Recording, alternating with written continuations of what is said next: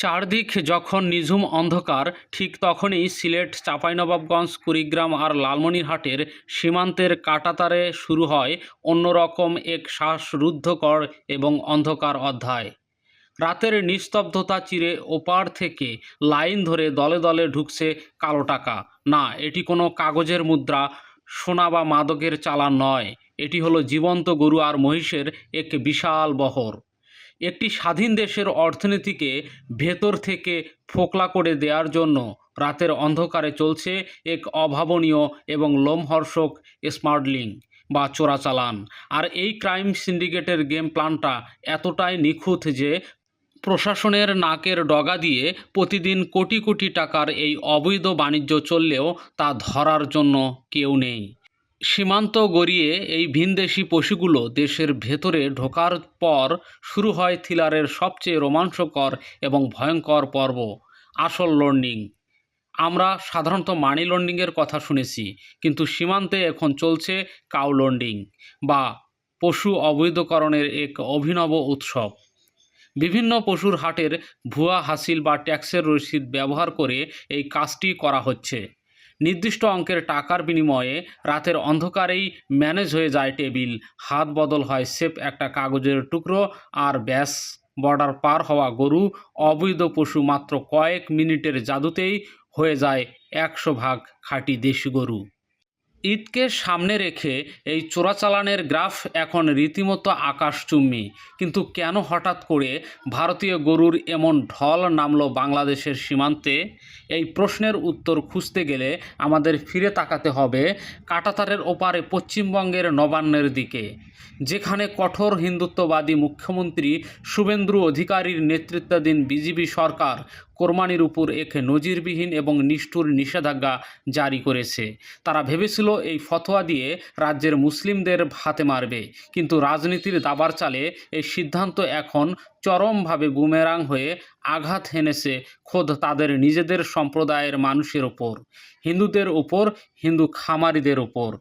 কোরবানির ঈদকে সামনে রেখে সারা বছর ধরে হাড়ভাঙা খাটুনি খেটে পশ্চিমবঙ্গের যে হিন্দু খামারিরা গরু মোটাতাজা করেছিল, আজ তাদের মাথায় হাত। রাজ্য কোরবানি নিষিদ্ধ হওয়ায় হাটে কোনো ক্রেতা নেই। মুসলিমরা এই আইনে হয়রানি থেকে বাঁচতে গরু কেনা থেকে পুরোপুরি মুখ ফিরিয়ে নিয়েছে। ফলে ঋণের দায়ে জর্জরিত এই দিশেহারা হিন্দু খামারিরা বাধ্য হয়ে রাতের অন্ধকারে বাংলাদেশ সীমান্তে ছুটছেন। যে গরুর দাম হওয়ার কথা অন্তত 50,000 রুপি, তা তারা চোখের পানি ফেলতে ফেলতে মাত্র 5 থেকে 7,000 টাকায় তুলে দিচ্ছেন বাংলাদেশি চোরা কারবারিদের হাতে। আর সেই জলের দরে কেনা গরু বর্ডার পার করে বাংলাদেশে এনে দেশি দালাল আর ফরিয়ারা হাটে বিক্রি করছে, চড়া দামে লুটে নিচ্ছে কোটি কোটি টাকার মুনাফা। কিন্তু পশ্চিমবঙ্গের হিন্দু খামারিদের ট্র্যাজেডি এখানেই শেষ নয়। যে খামারিরা কাঁটাতারের ভয়ে কিংবা দালালদের ম্যানেজ করতে না পেরে সীমান্তে গরু পার করতে পারছেন না, তাদের জীবনে নেমে এসেছে এক অবর্ণনীয় অন্ধকার। একটি বড় গরুকে প্রতিদিন যে পরিমাণ খাবার দিতে হয়, তার খরচ জোগাড় করা এই গরিব খামারিদের পক্ষে এক আক্ষরিক অর্থেই অসম্ভব হয়ে দাঁড়িয়েছে। কেউ না কিনলে এই গরুগুলোকে তারা কি খাওয়াবেন? বাধ্য হয়ে তারা নিজেদের সারা বছরের কষ্টের ফসল এই অবলা প্রাণীগুলোকে কলকাতার রাস্তায় বা গ্রামে মেঠোতে ছেড়ে দিচ্ছেন। কিন্তু এর চেয়ে ভয়ঙ্কর এবং লোমহর্ষক ঘটনা ঘটেছে লোকচক্ষুর আড়ালে। না খেতে পেয়ে চরম অযত্নে আর অনাহারে যখন অনেক গরু অসুস্থ হয়ে পড়ছে বা মৃত্যুর কোলে ঢলে পড়ছে, তখন কিছু কিছু হিন্দু খামারি বাধ্য হয়ে এক নিষ্ঠুর পথ বেছে নিচ্ছেন। যে গরুকে তারা গোমাতা বলে পূজা করেন, সেই গরুর চিকিৎসার খরচ মেটাতে না পেরে এবং মৃত গরুর সৎকার করার জায়গা না পেয়ে চোখের সামনেই ঢুকতে থাকা জীবন্ত গরুগুলোকে তারা নিজেদের বাড়ির উঠানে জ্যান্ত পুঁতে ফেলছেন। ভারতের কট্টরপন্থী রাজনীতির এর চেয়ে বীভৎস এবং করুণ পরিণতি আর কি হতে পারে? ধর্মের নামে যারা রাজনীতি করতে গিয়ে একটি সরকার কিভাবে নিজেদের দেশের সাধারণ খামারিদের এমন এক নরকীয় অবস্থার দিকে ঠেলে দিতে পারে, তা আজ পুরো বিশ্বকে অবাক বিস্ময়ে তাকিয়ে দেখছে। আর কাঁটাতারের ওপারে যখন এই হাহাকার, তখন এপারের চিত্রটা আরও বেশি হৃদয় বিদারক। এই নোংরা পলিটিক্যাল খেলা আর চোরা চালানের সবচেয়ে বড় বলি হচ্ছেন বাংলাদেশের সহজ সরল খেটে খাওয়া প্রান্তিক খামারিরা। সারা বছর ধরে যারা ব্যাংক থেকে চড়া সুদে ঋণ নিয়ে দিনরাত করে নিজেদের সন্তানদের মতো যত্ন করে যে দেশি পশুগুলো তারা লালন পালন করেছিলেন, আজ হাটে দাঁড়িয়ে তারা রীতিমতো অসহায়। সিন্ডিকেটের আনা কম দামি ছোট আর রোগাক্রান্ত ভারতীয় গরুর ভিড়ে আজ কোণঠাসা হয়ে পড়েছে খাঁটি দেশি পশু। খামারিরা লাখ লাখ টাকার পুঁজি খাটিয়ে উন্নত মানের খাবার খাইয়ে মোটাতাজা করছেন, তাদের উৎপাদন খরচ অনেক বেশি, কিন্তু যখন তারা হাটে যাচ্ছেন তখন দেখছেন সিন্ডিকেটের ফরিয়ারা 5,000 টাকায় কেনা ভারতীয় গরু ভুয়া হাসিল দিয়ে দেশি সাজিয়ে সস্তায় ছেড়ে দিচ্ছেন। ক্রেতারাও কম দামে পেয়ে সেই গরুর দিকেই ঝুঁকছেন। ফলে ন্যায্য দাম না পেয়ে বাংলাদেশের খামারিদের চোখ আজ শুধুই অন্ধকার। তাদের চোখের পানি আর সিন্ডিকেটের পকেটের গরম টাকা, এটাই এখন সীমান্তের সবচেয়ে নিষ্ঠুর এবং নগ্ন বাস্তবতা। কোরবানি মানেই হলো ত্যাগ, কিন্তু অত্যন্ত পরিতাপের বিষয় হলো এই পবিত্র ত্যাগের হাটে আজ প্রতিনিয়ত বলি হচ্ছে আমাদের দেশের নিরীহ খামারিদের স্বপ্ন। যে খামারিরা স্বপ্ন দেখেছিলেন কোরবানির ঈদে 2টি গরু বিক্রি করে মহাজনের ঋণ শোধ করবেন, সন্তানদের মুখে হাসি ফোটাবেন, তার সেই স্বপ্ন আজ ভারতীয় গরুর চোরাচালানের চাকায় পিষ্ট হয়ে যাচ্ছে। একটি দেশের গ্রামীণ অর্থনীতির মেরুদণ্ড হলো এই গবাদি পশু পালন।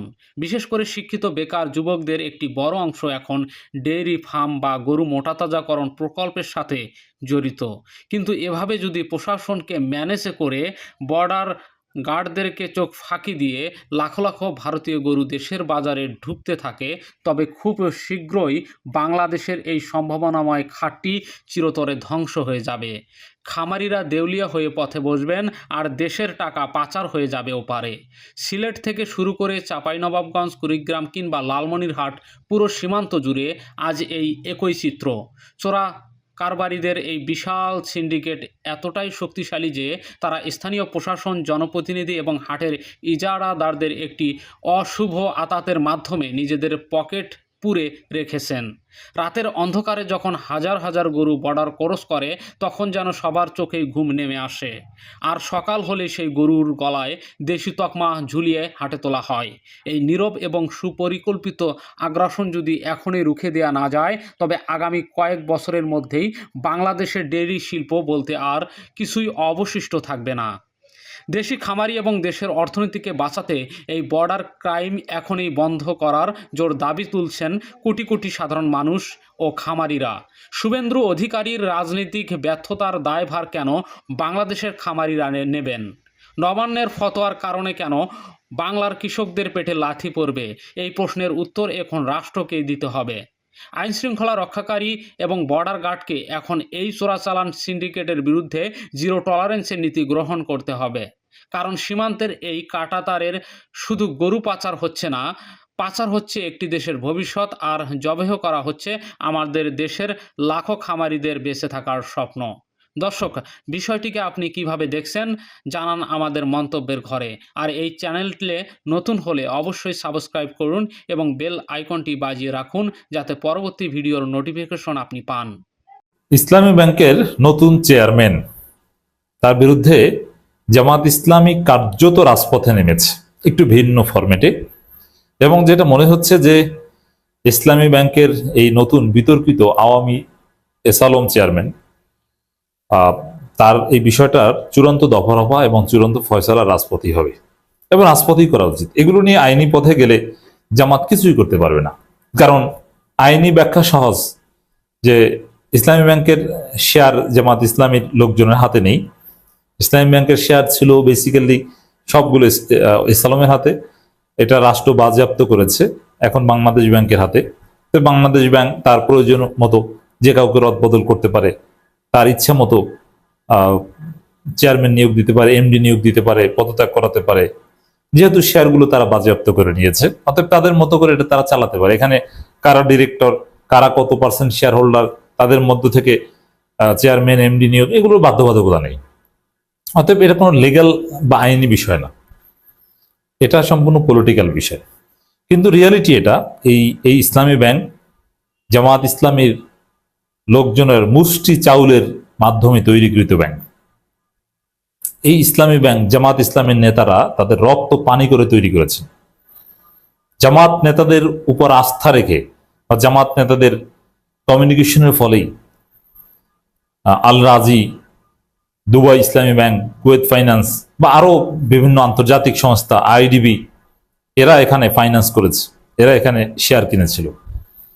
এবং বাংলাদেশের কিভাবে ইসলামী ব্যাংক এত জনপ্রিয় হয়ে উঠলো এবং এশিয়ার অন্যতম সেরা ব্যাংক হয়ে উঠলো, জামাত নেতাদের উপর আস্থার কারণে এবং জামাতের যে সাংগঠনিক সিস্টেম, ওই সাংগঠনিক সিস্টেমের যে ট্রেন্ড আপ এবং ট্রেন আপ সিস্টেম, সততা, এগুলোর মাধ্যমে। যেমন জামাতের লোকজন, মসজিদের ইমাম, মাদ্রাসা শিক্ষক, তারা এখানে অ্যাকাউন্ট করেছে। জামাতের লোকাল দায়িত্বশীলরা মানুষকে বুঝিয়েছে যে এইখানে অ্যাকাউন্ট করেন। জামাতের বক্তারা বুঝিয়েছে এই ব্যাংকে অ্যাকাউন্ট করেন, এটা সুদ মুক্ত, আপনি টাকা রাখবেন নিরাপদ, সুদ মুক্ত। জামাতের লোকজন যারা বিদেশে গিয়েছে তারা প্রচারণা চালিয়েছে, নিজেরা এখানে রেমিটেন্স পাঠিয়েছে। ধীরে ধীরে এভাবে সততার কারণে, এবং মূল পুঁজি ছিল সততা। যারা ইসলামী ব্যাংকে চাকরি করেছে তারা কেউই একাডেমিক্যালি ওইভাবে দক্ষ ছিল না বা খুব কম। এরা মাদ্রাসা থেকে ফাজিল পাস, কামিল পাস করেছে, বিশ্ববিদ্যালয় ইসলামিক স্টাডিজ থেকে কোন রকম টেনে টুনে পাস করেছে, তাদেরকে ইসলামী ব্যাংকে চাকরি দেওয়া হয়েছে জামাত ইসলামীর ইসলামিয়ত সহ একটা নিয়োগ প্রক্রিয়ার মধ্য দিয়ে। এবং সেখানে এটা ওপেন সিক্রেট যে জামাতের নেতৃবৃন্দের রেকমেন্ডেশনেই চাকরি হতো। এখানে জামাত যেটা নিশ্চিত করতো যে সৎ হতে হবে, যোগ্যতার ঘাটতি পূরণ করা যাবে, বাট তোমাকে সৎ হতে হবে। আর ব্যাংকিং সেক্টরে সততার অভাব ছিল, যা সততার কারণে এই ব্যাংক এশিয়ার অন্যতম শ্রেষ্ঠ ব্যাংক হয়েছে। অতএব আপনি যতই যুক্তি দেন না কেন, যতই কথা বলেন না কেন, সুশীল সাজেন না কেন, ইকোনমিক্স, ফাইন্যান্স আপনি নিয়ে আসেন না কেন, এটা চিরসত্য কথা, ইউনিভার্সাল ট্রুথ, এই ব্যাংক জামাত ইসলামীর ব্যাংক। অতএব জামাত ইসলামীর এই ব্যাংক, হ্যাঁ, কাগজে কলমে আইনি বাধ্যবাধকতার কারণে কোনো রাজনৈতিক দল এই ব্যাংকের মালিক হতে পারে না, যার ফলে সরাসরি জামাত ইসলামীর মালিকানা বলতে কোনো ব্যাংক নেই। কিন্তু এবং কোনো ব্যক্তি জামাতের নেতাও এখানে কন্ট্রিবিউট নাই, এখানে জামাতের সাংগঠনিক নেতা হওয়ার কারণেই এই ইসলামী ব্যাংককে এইভাবে তারা তৈরি করেছে, এই পর্যায়ে আনতে পেরেছে। মীর কাসেম আলী ব্যক্তির এখানে অর্জন না, তিনি জামাত নেতা হওয়ার কারণে তিনি ইসলামী ব্যাংকের অন্যতম উদ্যোক্তা, বা তিনি এই পর্যায়ে ব্যাংকটাকে আনতে পেরেছে এবং জামাতের সাংগঠনিক সাপোর্টে। অতএব হক কথা এটাই, এই ব্যাংক জামাতের ব্যাংক। অতএব এই ব্যাংক লুট করার অধিকার কারো নাই, এবং রাজনৈতিকভাবে জামাতকে এই ব্যাংক রক্ষা করতে হবে, এটা জামাতের জন্য ওয়াজিব। কারণ নিজের সম্পদ রক্ষা করা এটা ওয়াজিব। সম্পদ যদি কেউ নিয়ে যেতে চায় সেটা প্রতিহত করতে হবে। শরীয়তে সম্পদ রক্ষা করতে প্রয়োজনে একটা লিমিট বজায় রেখে অস্ত্র ধরতেও বৈধতা দিয়েছে, এটা জানেন। এই মাসালা ডিটেলসে আলোচনায় গেলাম না। অতএব এটা জামাতের সম্পদ, জামাত শিবিরের লোকজনের দায়বদ্ধতা রয়েছে এই ব্যাংক লুটেরাদের হাত থেকে রক্ষা করতে। অতএব আমাদের এই আলোচনা শুনলে অনেকে বলতে পারেন যে অতি সুশীল, অতি একাডেমিক, যে না, রাজনৈতিক দল জামাত, তাদের তো ব্যাংক থাকতে পারে না, তা আপনি কেন ওখানে জামাতকে টেনে আনছেন? বা এইসব সুশীল আলাপ দিয়ে আপনি ইসলামী ব্যাংকে রক্ষা করতে পারবেন না। আবার কেউ বলতে পারে যে এই যে আমি যে কারণে এই আলোচনাটা করছি, ইসলামী ব্যাংক নিয়ে নানান ঘটনা পরিক্রমে আলোচনা করছি। যেমন আমি আলোচনা করছি আমার দেশের একটা রিপোর্টের আলোকে, ইসলামী ব্যাংকের গ্রাহকদের হুঁশিয়ারি, খুরশিদ আলমকে চেয়ারম্যানের দায়িত্ব দিলে গভর্নরকে বিদায় নিতে হবে। এর মানে কঠোর বার্তা, এই চেয়ারম্যানকে ইসলামী ব্যাংকের গ্রাহকরা মানবে না। এই গ্রাহকরা কারা? এই গ্রাহকরা এখানে জামাতের লোকজন। এখানে এই যে বিক্ষোভ বা যেখানে হুঁশিয়ারি দেওয়া হয়েছে, সেখানে দেখতে পাচ্ছি দাঁড়িয়ে আছেন তারা জামাত নেতা, এবং পল্টন থানা জামাত ইসলামের আমির শাহিন আহমেদ খান, জগন্নাথ বিশ্ববিদ্যালয় শিবিরের সাবেক সভাপতি, যিনি জামাত ইসলামের অন্যতম জাদ্রেল নেতা, হিট নেতা, তিনি দাঁড়িয়ে আছেন। এবং আরো যারা আছে এরা জামাতের লোক, জামাতের রোকন, জামাতের নেতা। কিন্তু আইনি বাধ্যবাধকতার কারণে জামাত ইসলামের ব্যানারে এই প্রোগ্রাম করা সম্ভব না। কিন্তু জামাত যতটুকু পেরেছে ততটুকু করেছে। জামাত ইসলামী তাদের নিজস্ব অফিসিয়াল প্যাডে বিবৃতি দিয়েছে এই সরকারি হস্তক্ষেপের প্রতিবাদ জানিয়ে, এই আওয়ামী এসালম চেয়ারম্যান নিয়োগের প্রতিবাদ জানিয়ে।